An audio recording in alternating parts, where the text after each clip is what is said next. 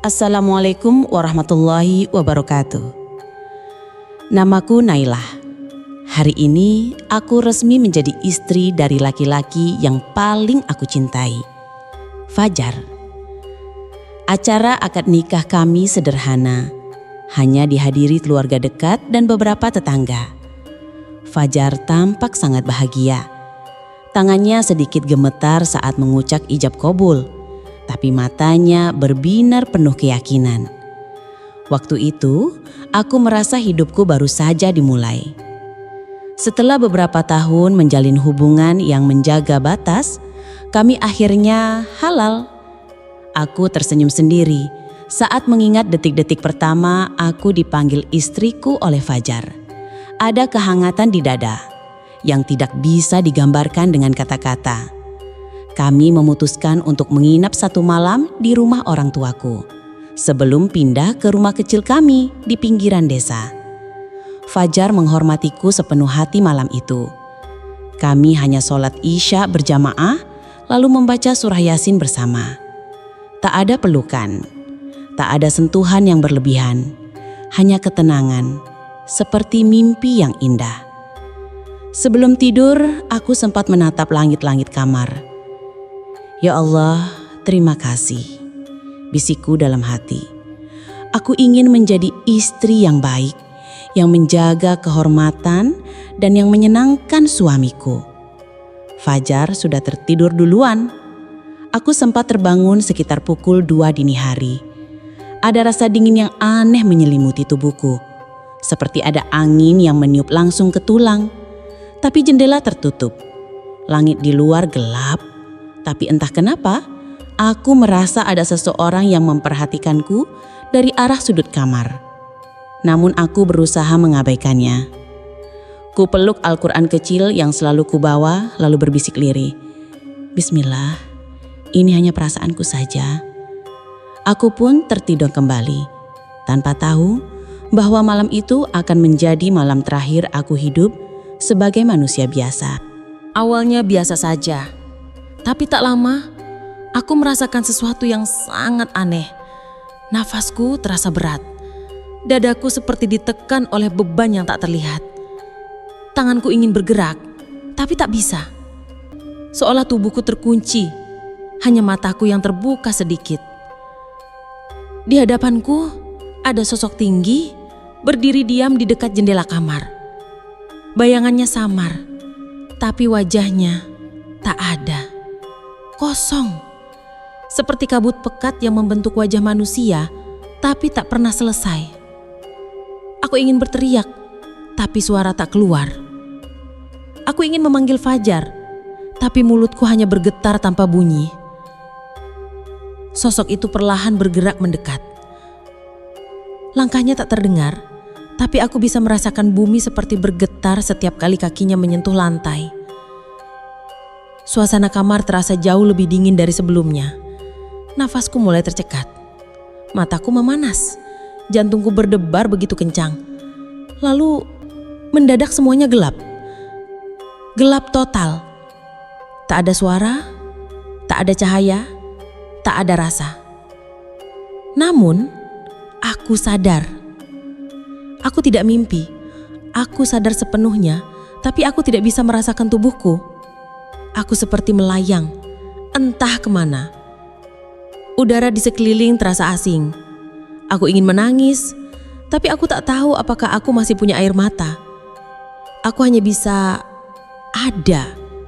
Seolah-olah aku eksis tapi bukan di dunia manusia. Kemudian samar-samar aku mulai mendengar suara. Bukan suara asing. Suara itu suara Fajar. Nailah, bangun sayang.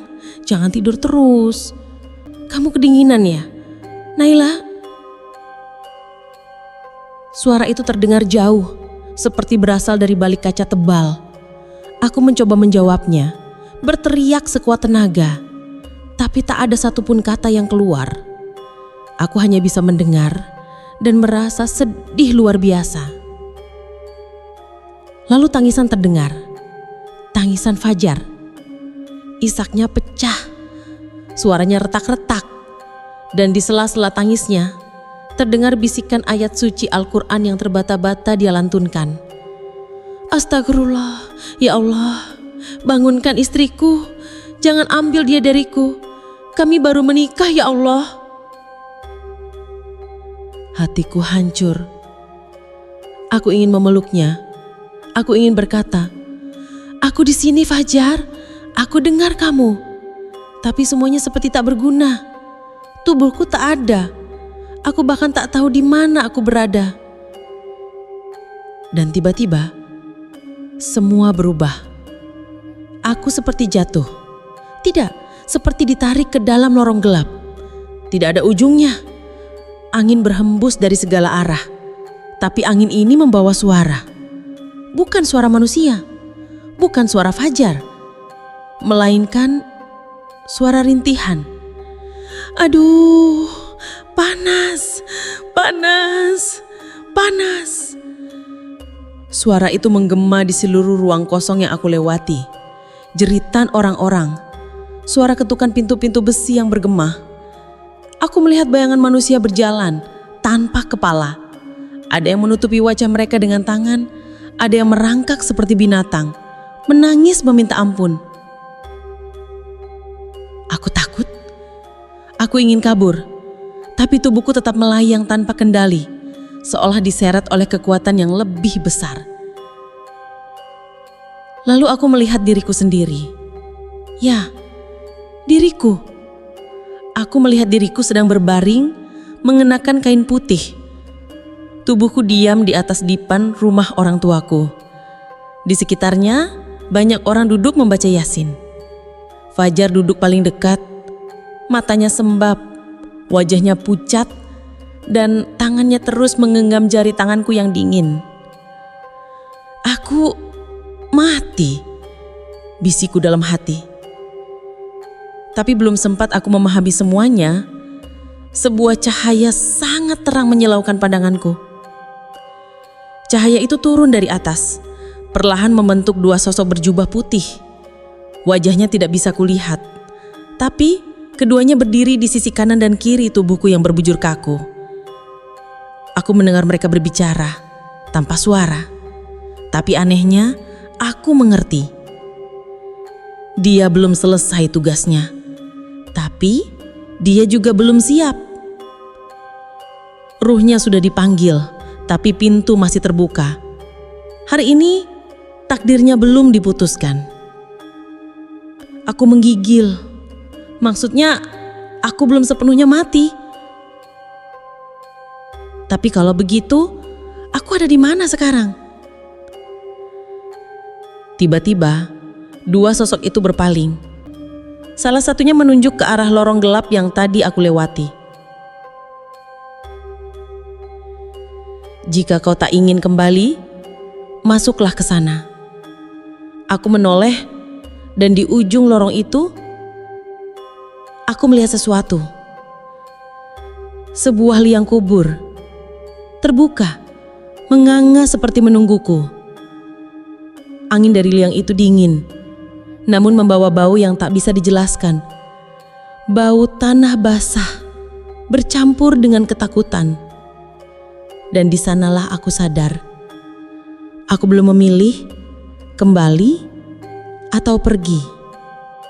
Aku berdiri, atau lebih tepatnya melayang diam di tengah ruang yang tak memiliki langit maupun lantai. Di hadapanku, liang kubur itu tetap menganga, seolah-olah memanggilku untuk masuk. Namun di balik keterbatasan tubuh gaibku, aku bisa merasakan ketakutan yang mencengkram. Suara-suara dari lorong tadi masih bergema samar. Panas, ampun, panas. Aku menunduk. Apa semua ini nyata? Aku hanya tidur. Aku hanya ingin beristirahat di malam pertama sebagai seorang istri. Mengapa yang kudapati adalah dunia yang begitu asing, menakutkan, dan dingin seperti ini? Lalu dari sisi belakangku terdengar suara lembut. Suara yang tak asing. Suara yang pernah kudengar saat aku masih kecil, saat aku sedang ketakutan di tengah malam gelap. Naila. Aku berbalik pelan. Jantungku, entah ada atau tidak, bergetar hebat. Di hadapanku berdiri ibu. Tapi ini mustahil. Ibu sudah wafat saat aku SMA. Aku sendiri yang membacakan doa di depan makamnya. Tapi di sini, ibu terlihat hidup, bercahaya dan tersenyum. "Bu," bisikku nyaris tak terdengar. Ia mengangguk lembut. "Naila, ini bukan akhir. Kau masih diberi pilihan. Tapi setiap pilihan punya jalan yang panjang." "Aku takut, Bu. Tempat itu menyeramkan. Tapi aku juga tidak tahu bagaimana caranya kembali. Aku ingin kembali ke Fajar. Aku ingin hidup. Tapi aku tidak tahu harus bagaimana." Sosok ibu mengelurkan tangan tapi tak menyentuhku. "Kalau begitu, kau harus memilih dengan niat yang benar. Karena jika kau kembali hanya karena takut, jalanmu tidak akan terang. Tapi jika kau kembali dengan iman, Allah akan membukakan jalanmu." Aku gemetar. Pilihan itu ternyata lebih berat dari yang kukira. Lalu suara tangisan Fajar kembali menggema. Tapi kali ini lebih jelas. Seperti tepat di sebelahku. Tangisannya berubah menjadi doa yang menyayat hati. "Ya Allah, kalau memang dia harus pergi, ambillah dalam keadaan husnul khotimah. Tapi kalau dia masih bisa hidup, hidupkanlah dia sebagai istri yang bisa menuntunku menuju surgamu." Aku melengas. Hatiku mencelos. Aku tak sanggup mendengarnya begitu tulus. Fajar, laki-laki itu bahkan lebih mencintaiku dengan doa daripada dengan air mata. Aku menarik nafas, jika itu bisa disebut nafas, dan menatap liang itu untuk terakhir kalinya. "Tolong ibu, aku ingin kembali. Aku ingin menebus semua kesalahanku. Aku ingin mencintai Fajar karena Allah. Aku ingin hidup, bukan hanya untuk dunia tapi untuk akhirat juga." Sosok ibu tersenyum, lalu perlahan menghilang, larut dalam cahaya yang menenangkan. Namun liang itu tak serta-merta menutup. Sebaliknya, tiba-tiba suasana menjadi kacau. Langit tak berdinding itu berubah kelam. Suara jeritan kembali muncul. Kali ini lebih dekat. Aku melihat bayangan-bayangan hitam berdatangan dari segala arah. Bentuk mereka tak jelas. Seperti asap yang membentuk tubuh manusia, tapi dengan tangan yang panjang dan wajah yang tertutup kabut hitam. Mereka merayap mendekat. Beberapa berbisik dengan suara memikat. "Jangan kembali. Kau akan menyesal. Dunia tidak seindah yang kau kira. Bukankah kau pernah hampir putus asa dari rahmatnya? Bukankah kau pernah berkata hidupmu sia-sia?" Aku menggigil. Kata-kata itu memang benar. Pernah di masa lalu, sebelum mengenal Fajar, aku merasa hidupku gelap. Aku pernah jauh dari ibadah. Pernah merasa tak pantas memohon ampun. Pernah merasa ditinggalkan oleh takdir. Tapi itu dulu. Aku sudah berubah. Aku ingin berubah. "Bismillahirrahmanirrahim," bisikku. Aku menundukkan kepala dan mulai membaca Al-Fatihah dalam hati. Tiba-tiba, semuanya meledak menjadi cahaya. Putih, bersih, tenang. Dan untuk pertama kalinya, aku mendengar suara jantung berdetak. Aku merasakan tubuhku berat. Aku mencium bau minyak kayu putih. Lalu samar-samar, suara itu muncul. Nailah, Nailah, alhamdulillah, dia bergerak, dia hidup. Suara Fajar. Aku membuka mata. Siluet wajahnya tampak buram oleh air mataku sendiri. Tapi senyumannya tak bisa disembunyikan. Tangannya memelukku, tubuhku lemas, nafasku pendek. Tapi aku hidup. Aku hidup. Kembali. Namun malam itu belum selesai. Ketika aku kembali tidur untuk beristirahat, dalam keadaan sudah sadar, aku sempat membuka mata dan menatap langit-langit kamar. Dan aku melihatnya lagi. Sosok tanpa wajah itu. Dia berdiri di pojok ruangan. Kali ini tidak bergerak.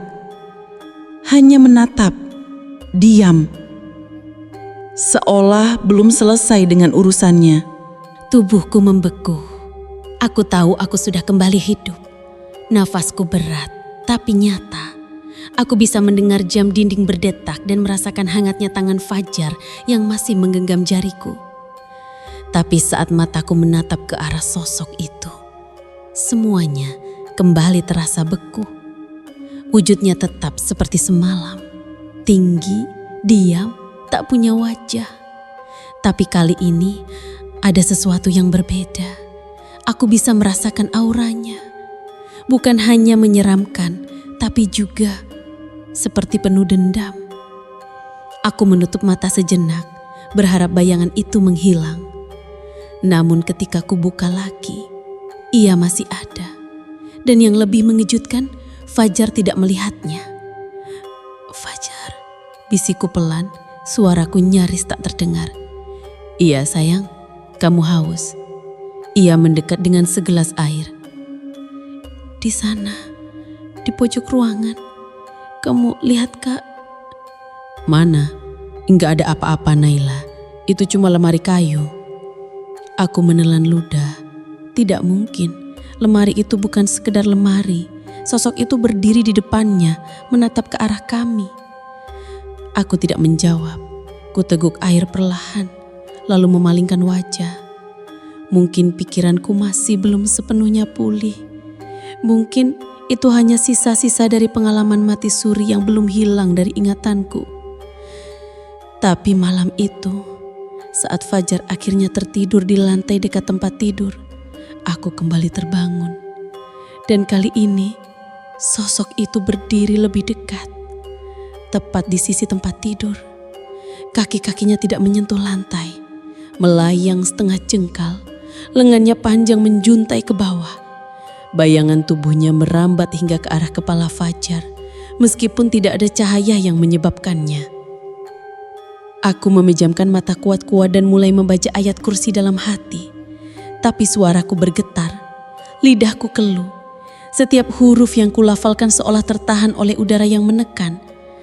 Namun saat kuucapkan, Wahuwa al-aliyul azim, sosok itu menghilang.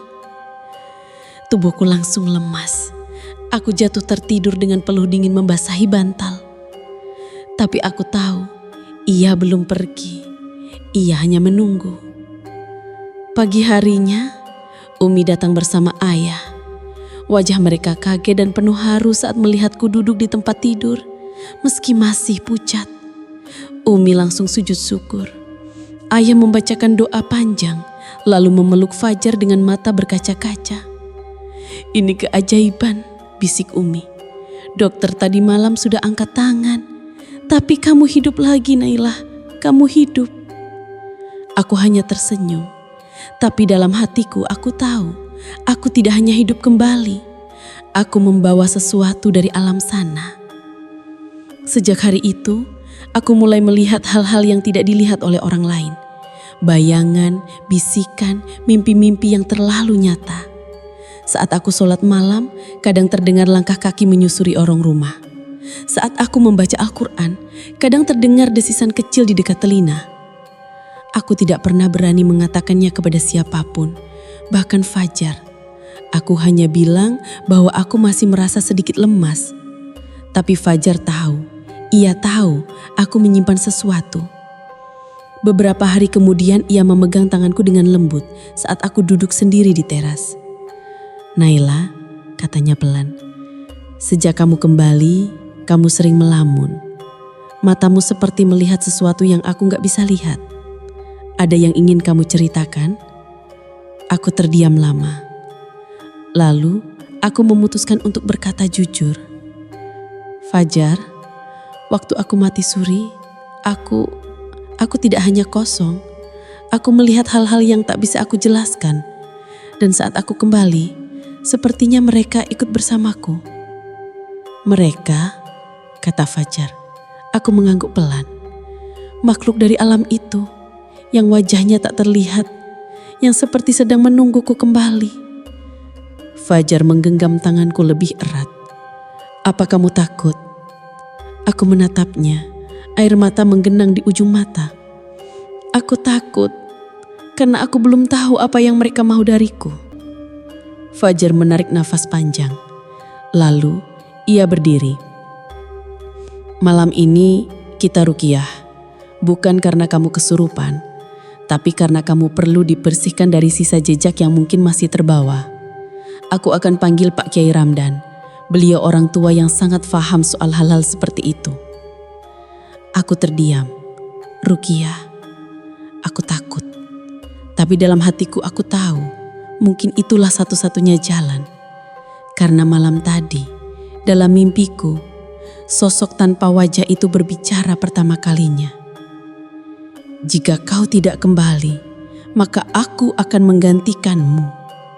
Aku terbangun dengan napas terengah. Tubuhku dingin seperti habis direndam dalam sungai pegunungan. Fajar masih tertidur di sampingku, namun matanya terbuka pelan karena mendengar napasku yang kacau. "Naila, kamu mimpi buruk lagi?" Aku menunduk, menggenggam lengan bajuku sendiri. Dia bilang mau menggantikan aku."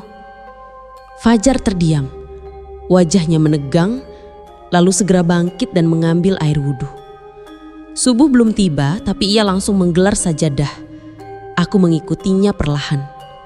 Tubuhku masih gemetar, tapi hatiku lega melihat suamiku yang tak gentar melindungiku. Setelah sholat, Fajar memegang pundakku. "Pak Kiai Ramdan akan datang ba'da asar nanti. Hari ini kita ruqyah. Kita hadapi ini bersama." Siang menjelang sore, Pak Kiai Ramdan datang mengenakan gamis putih, peci hitam, dan membawa tas kecil berisi air, minyak zaitun, dan mushaf. Wajahnya teduh, tapi sorot matanya dalam, seperti bisa melihat jauh ke dasar hati. Ia memandangku lama, lalu tersenyum tipis. "Ananda Naila, engkau telah pulang dari tempat yang tak semua orang bisa ceritakan. Tapi rupanya ada sesuatu yang ikut bersamamu. Tak semua ruh yang pergi diizinkan pulang sendirian." Aku menunduk, suasana rumah menjadi sangat hening. Bahkan angin pun seolah tak berani bertiup. Ruqyah dimulai. Aku duduk bersila dengan kain putih menutup kepala. Fajar duduk di sampingku menggenggam tanganku. Pak Kiai duduk di depan kami, mulai membaca surah Al-Baqarah, ayat kursi, dan ayat-ayat lain yang biasa dibaca untuk pengusiran makhluk gaib. Awalnya aku merasa tenang, namun makin lama dada ini mulai sesak. Suara Pak Kiai yang lantang seperti membelah udara. Suasana kamar berubah, sangat berbeda dari biasanya. Langit mendung di luar, padahal sebelumnya matahari bersinar terang. Angin tiba-tiba menerpa masuk meski semua jendela tertutup. Lilin kecil di sudut ruangan bergetar, nyalanya menari liar seperti ketakutan. Dan saat Pak Kiai membaca, "Wala taqfu ma laisa laka bihi ilmun." Terjemah, janganlah kamu mengikuti sesuatu yang kamu tidak punya pengetahuan tentangnya. Aku mendengar suara berat, seperti berasal dari dalam perut bumi. "Dia milikku. Dia sudah pernah datang ke dunia kami." Tubuhku mendadak berat. Napasku seakan ditahan oleh tangan besar yang tak terlihat. Fajar berbisik keras. Astagfirullah, Nailah, kamu kuat ya, baca ayat dalam hatimu. Tapi lidahku keluh. Aku ingin berbicara, ingin membaca, tapi seolah ada sesuatu yang mengunci rahangku. Pak Kiai tetap melanjutkan bacaan, semakin cepat dan tegas. Bismillahilladzi la yadurrum ma'asmihi syai'un fil ardi wala fis sama'. Tiba-tiba tubuhku jatuh terdorong ke belakang. Dalam pandanganku yang mulai kabur, aku melihat sosok itu. Ia berdiri di ambang pintu kamar. Kali ini wujudnya lebih jelas. Tubuhnya menjulang, matanya menyala merah dari balik wajah yang semula kosong. Wajah itu bukan benar-benar tanpa rupa, melainkan terus berubah-ubah. Kadang wajahku, kadang wajah perempuan lain, kadang kosong. Suaranya masuk ke dalam pikiranku langsung tanpa lewat telinga. Tubuhmu rapuh, tapi jiwamu pernah menyentuh gerbang kami. Maka kini aku hanya melanjutkan apa yang sudah setengah selesai. Aku ingin berteriak, tapi semuanya terasa kabur. Dunia di sekitarku mulai menghilang. Ruangan kamar berubah menjadi tanah lapang gelap. Udara menjadi dingin, lalu panas, lalu dingin lagi. Angin kencang menderu membawa suara-suara aneh yang bukan bahasa manusia. Tiba-tiba, aku berdiri sendiri di ruang kosong itu, berhadapan langsung dengan sosok tinggi tadi. Kau ingin hidup kembali, katanya dingin. Tapi tak satu pun manusia kembali tanpa bayaran. Aku tak pernah minta kembali, tapi aku diberi kesempatan. Sosok itu tertawa pelan. Kau tidak kembali dengan bersih. Kau meninggalkan celah, dan celah itu adalah jalanku. Aku menunduk, mencoba mengingat. Di saat aku memilih untuk hidup kembali, memang ada satu momen aku ragu. Satu detik di mana aku takut, bukan yakin. Mungkinkah itu yang membuka celah? Aku tak bisa menguasaimu, kataku tegas. Sosok itu melangkah mendekat. Setiap langkahnya membuat tanah di bawahku retak. Tapi aku tak mundur. Aku membaca dalam hati. Qul a'udzu birabbil falaq min syarri ma khalaq. Dan tiba-tiba dari arah belakangku terdengar lantunan bacaan yang jauh lebih kuat. Suara Pak Kiai, suara Fajar. Mereka memanggil namaku sambil terus membaca ayat-ayat suci. Sinar terang muncul dari celah di langit yang gelap itu. Sosok tinggi itu menjerit, bukan dengan mulut, tapi seluruh tubuhnya. Ia mundur, membalikkan badan, menjauh. Tubuhnya retak, tercerai, menjadi butiran asap hitam dan menghilang bersama desir angin dingin terakhir. Aku jatuh, dan tubuhku terbangun kembali di kamar. Air mataku mengalir, napasku tercekat.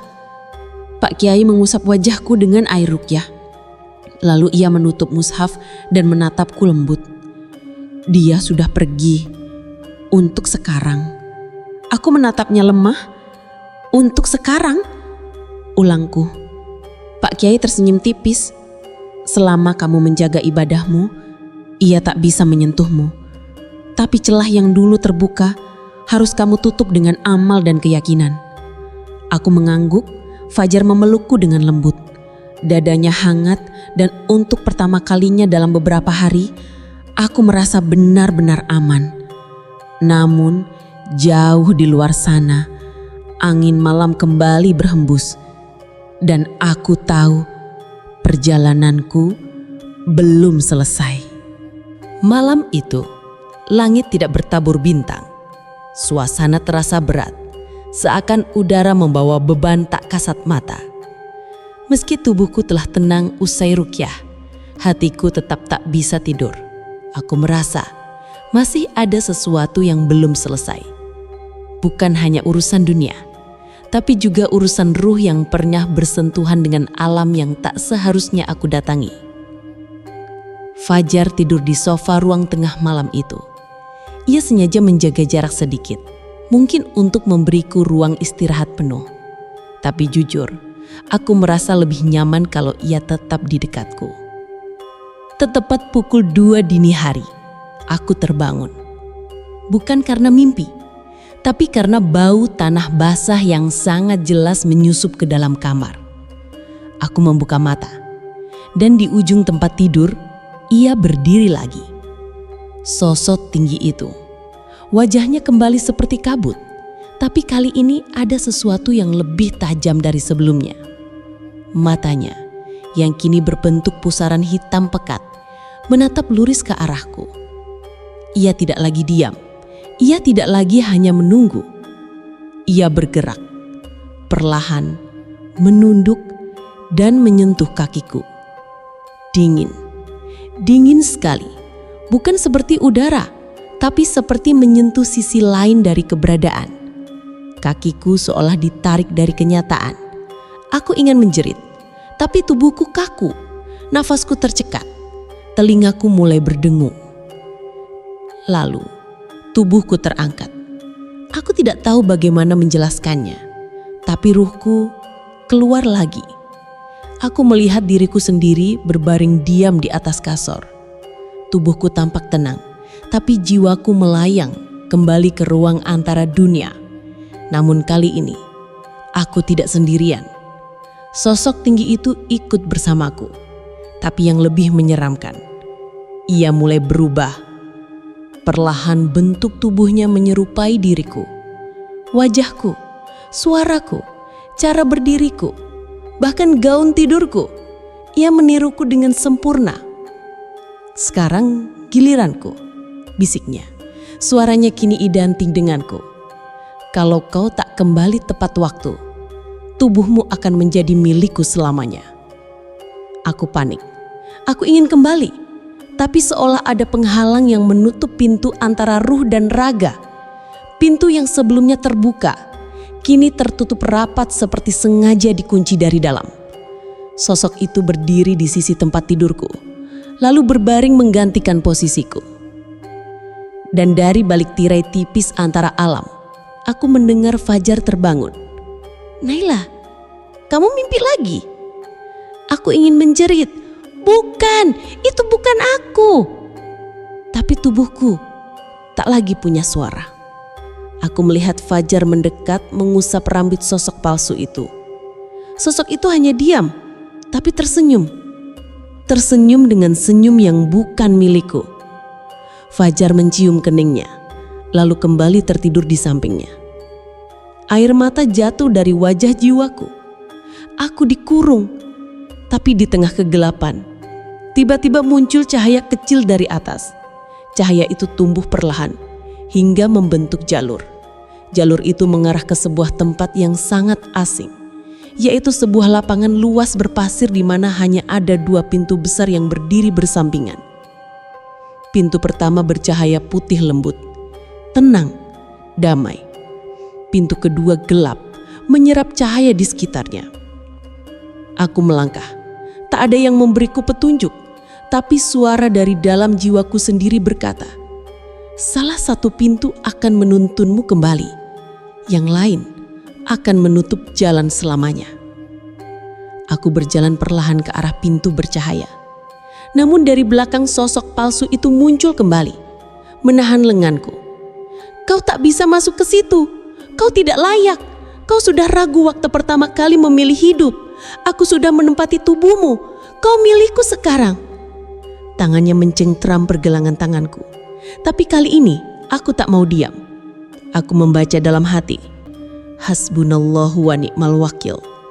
Cukuplah Allah menjadi penolong kami dan sebaik-baik tempat bergantung. Tiba-tiba genggamannya melemah. Aku melanjutkan, mengulang-ulang kalimat itu seperti rantai doa yang menyala. Hasbunallahu wa ni'mal wakil. Tangannya terbakar oleh cahaya yang keluar dari lenganku. Sosok itu mundur, menjerit. Wujudnya mulai retak, wajahnya kembali menjadi kabut. Ia memekik marah lalu berhuyung dan menghilang ke dalam celah hitam di balik pintu gelap itu. Aku terdorong ke belakang, masuk ke pintu bercahaya, yang perlahan terbuka. Cahaya menyilaukan mataku. Lalu, aku terbangun. Nafas tertahan, tubuhku menggigil. Fajar langsung mendekat. Tapi kali ini, aku tahu aku sudah benar-benar kembali. Apa kamu masih kamu? Tanya Fajar pelan. Aku menatap matanya, tersenyum kecil, dan membaca dengan suara lirih. La ilaha illallah. Fajar menangis, tangannya menggenggam erat tanganku. Aku tahu itu kamu. Alhamdulillah. Setelah malam itu, tak ada lagi sosok di sudut ruangan, tak ada lagi bayangan di cermin, tapi bekasnya tetap tertinggal dalam hatiku. Dan aku tahu, bukan hanya tentang mengalahkan makhluk itu, tapi tentang mengalahkan diriku sendiri yang pernah ragu. Karena ternyata, pintu yang paling sulit dibuka adalah pintu iman. Sejak malam itu, aku tahu bahwa aku bukan lagi Naila yang dulu. Bukan hanya karena aku telah melewati batas antara hidup dan mati. Bukan pula karena aku pernah melihat bayangan yang menakutkan berdiri di sudut kamar. Tapi karena kini aku tahu bahwa hidup ini bukan milik kita sepenuhnya. Hari-hari berlalu pelan, seperti embun yang jatuh diam-diam ke dedaunan. Fajar selalu di sisiku, menemani setiap langkahku, membimbingku kembali ke titik awal kehidupan yang lebih bermakna. Setiap pagi kami awali dengan sholat berjamaah. Bacaan Al-Quran kini menjadi napas kedua dalam hidupku. Aku bukan lagi hanya membaca untuk mencari ketenangan, tapi untuk menguatkan pondasi yang sebelumnya rapuh dalam hatiku. Aku tak ingin ragu lagi. Tak ingin memilih hidup hanya karena takut mati. Aku ingin hidup karena ingin dekat dengan Allah. Beberapa minggu kemudian, aku memutuskan untuk melakukan hal yang belum pernah kulakukan sebelumnya. Datang ke makam ibu, bukan untuk menangis, tapi untuk bersyukur. Ku bawa bungan melati dan seikat doa yang paling jujur dari dalam hatiku. Di bawah langit yang mulai berwarna keemasan, aku duduk di samping pusara beliau dan menunduk. "Bu," bisikku pelan. Aku tahu, waktu itu ibu yang menemaniku saat aku tersesat di antara dunia dan kematian. Wajah ibu tenang, membuatku berani memilih kembali. Terima kasih karena tak membiarkan aku pergi dalam keraguan. Angin berhembus lembut, daun-daun kering berguguran perlahan. Seorang ikut mengamini. Fajar berdiri tak jauh di belakangku, menunggu dalam diam, membiarkanku berdialog dengan masa lalu. Aku menutup mata. Dan untuk sejenak, aku merasa seperti disentuh oleh kehangatan yang sangat familiar. Seolah seseorang meletakkan telapak tangan lembut di punggungku, tapi tak ada siapa-siapa. Aku tahu, itu bukan ilusi, bukan mimpi. Itu adalah kenyataan ruhani, isyarat bahwa aku telah diterima kembali. Bukan hanya di dunia ini, tapi juga dalam ketenangan batin yang telah lama hilang. Malam harinya, Fajar duduk di sampingku sambil menyeruput teh hangat. "Naila," katanya pelan, "apa kamu benar-benar sudah merasa kembali pulih?" Aku mengangguk. Lebih dari itu, aku merasa dilahirkan ulang. Ia tersenyum. "Kamu tahu, waktu kamu tak sadarkan diri, aku sempat duduk sendiri di sajadah. Lalu aku berdoa. Bukan doa biasa, tapi doa yang kutemukan entah dari mana. Aku menoleh. Doa apa?" Fajar memejamkan mata sejenak. lalu membuka kembali sambil menatapku lembut. Ya Allah, kalau memang Naila kau hidupkan kembali, maka hidupkanlah dia sebagai istri yang bisa menuntunku masuk syurga. Air mataku mengalir tanpa ditahan. Dan setelah semua yang terjadi, aku yakin doa itu sedang terkabul. Aku tersenyum dalam tangis. Kalau begitu, aku juga ingin jadi istri yang tidak hanya menemanimu di dunia, tapi juga menunggu di pintu syurga insya Allah. Kami saling memandang. Tak perlu janji panjang, tak perlu kata-kata manis. Karena kami tahu, kami sedang memulai hidup dari titik nol yang baru. Lebih bersih, lebih berniat karena Allah. Beberapa hari kemudian, Pak Kiai Ramdan kembali datang. Kali ini bukan untuk meruqyah, tapi hanya silaturahmi. Naila, katanya setelah meneguk segelan air putih, kau telah melewati sesuatu yang tak banyak orang bisa lewati. Dan sekarang ada beban amanah yang juga harus kau jaga. Aku menatapnya heran. Amanah? Ia mengangguk. Kau sudah melihat sebagian dari yang tak terlihat. Kau tahu bahwa kematian itu dekat. Kau tahu bahwa ruh itu nyata. Kau tahu bahwa iman bisa menyelamatkan dan keraguan bisa menjadi celah. Aku menunduk, mengingat semua yang telah kulalui. Kau bisa memilih, menutup semua pengalaman ini dan menjalani hidup seperti biasa, atau kau bisa menjadikannya pelajaran bagi orang lain. Aku mengangguk perlahan. Dalam hatiku sudah ada jawaban. Kalau Allah izinkan, aku ingin menyampaikan yang pernah aku lihat itu, tapi hanya dengan cara yang bisa menyentuh hati, bukan menakuti. Pak Kiai tersenyum. Itu lebih dari cukup. Itulah kesimpulan yang tertanam dalam jiwaku hingga hari ini.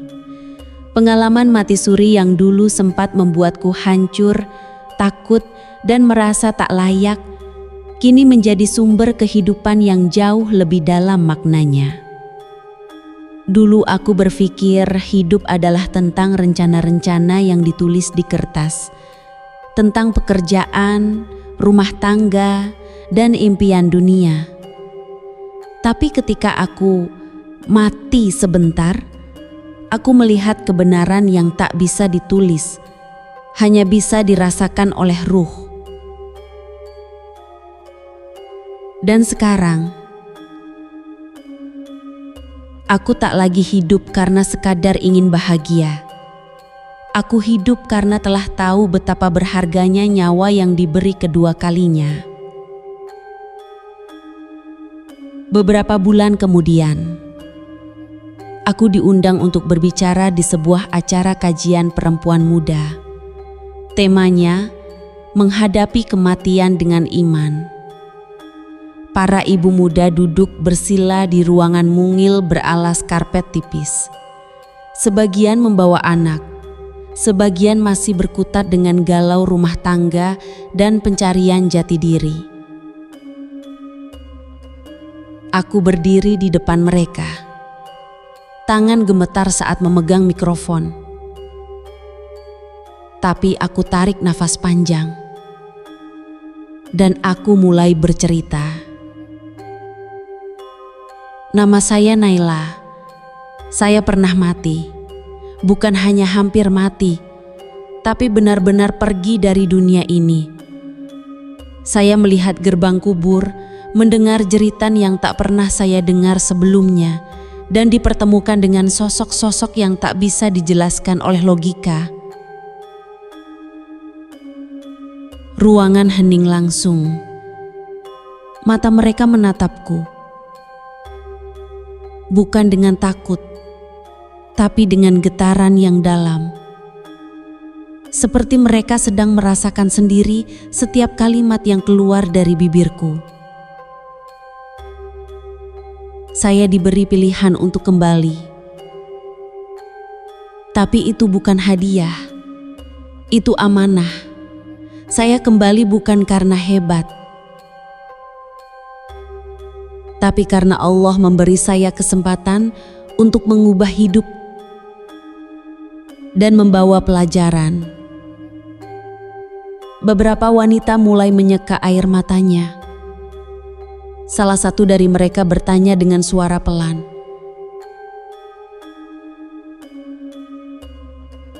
"Lalu, apa yang paling ibu pelajari dari semua itu?" Aku terdiam sejenak.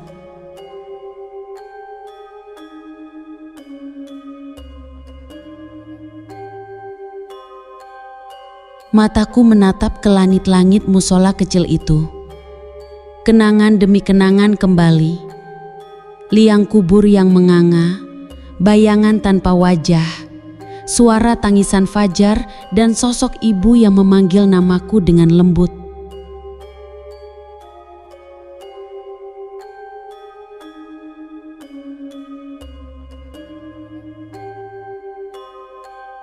Lalu aku menjawab,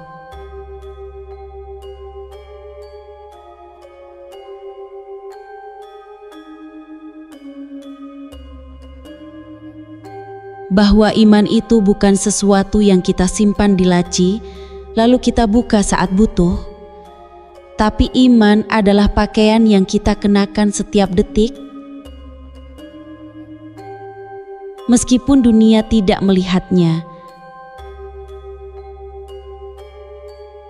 Dan kematian bukan sesuatu yang jauh.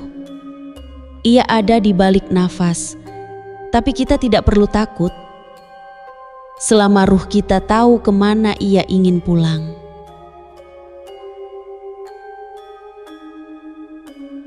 Malam harinya, aku dan Fajar duduk berdua di teras rumah. Bintang bersinar terang, angin menyapu lembut dedaunan jambu.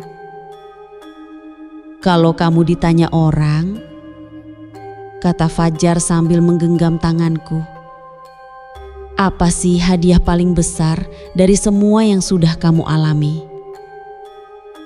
Aku tersenyum. Bisa kembali ke kamu dan kembali ke Allah dengan lebih sadar. Fajar menatapku lama, lalu menarikku ke pelukannya. Dan di pelukannya itu, aku tahu, inilah hidup yang kuinginkan. Bukan hidup yang sempurna, tapi hidup yang beriman, penuh syukur, dan tidak lagi diganggu oleh bayangan dari dunia yang tak terlihat. Aku menoleh ke arah jendela kamar. Dulu, di sudut itu, sosok menyeramkan sering berdiri menatapku. Tapi kini hanya ada tirai putih yang bergoyang pelan. Tenang, bersih. Karena aku percaya, selama cahaya zikir dan iman tetap menyala, gelap tak akan punya tempat. Kini aku menjalani hidup bukan dengan langkah tergesa-gesa, tapi dengan hati yang lebih pelan dan sadar. Setiap sholat terasa lebih dalam, setiap sujud terasa seperti kepulangan, dan setiap doa bukan hanya permintaan, tapi percakapan antara aku dan Penciptaku yang Maha Penyayang. Mati suri itu bukan kutukan. Ia adalah rahmat tersembunyi. Ia membuka pintu iman yang selama ini aku abaikan. Dan melalui pintu itu, aku menemukan kembali hidupku. Sebuah kehidupan kedua yang tak ingin kuhabiskan sia-sia. Pelajaran dari cerita ini, hidup bukan sekadar bernafas, tapi tentang arah ruh. Kematian bukan akhir, tapi awal yang harus disiapkan. Iman bukan hiasan, tapi benteng dari semua celah gelap yang bisa masuk kapan saja. Dan cinta sejati adalah yang saling menuntun menuju surga